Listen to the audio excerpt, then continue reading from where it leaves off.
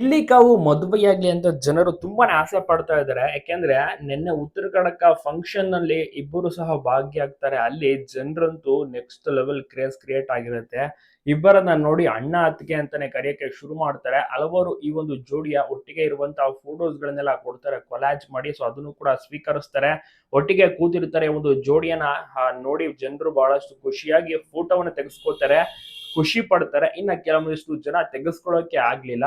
So ಒಟ್ಟಾರೆ ಎಲ್ಲೇ ಹೋದ್ರು ಗಿಲ್ಲಿ ನಟ ಸೌಂಡ್ ನಲ್ಲೇ ಇರ್ತಾರೆ. ಬಹಳಷ್ಟು ಟ್ರೆಂಡಿಂಗ್ ನಲ್ಲಿ ಇರ್ತಾರೆ. ಇಷ್ಟು ಸೀಸನ್ ಗಳ ಪೈಕಿ ಈ ಒಂದು ಜೋಡಿ ಎಸ್ಪೆಷಲಿ ತುಂಬಾನೇ ವೈರಲ್ ಆಗ್ತಿರೋದು. ಬಿಗ್ ಬಾಸ್ ಮುಗಿದು 2 ತಿಂಗಳಾದ್ರೂ ಈ ಒಂದು ಜೋಡಿ ಇನ್ನ ಸಹ ಕ್ರೇಜ್ ಕಡಿಮೆಯಾಗಿಲ್ಲ. ನೆಕ್ಸ್ಟ್ ಮುಂದಿನ ಸೀಸನ್ 13 ಈ ತರ ಜೋಡಿ ಸಿಗುತ್ತಾರ?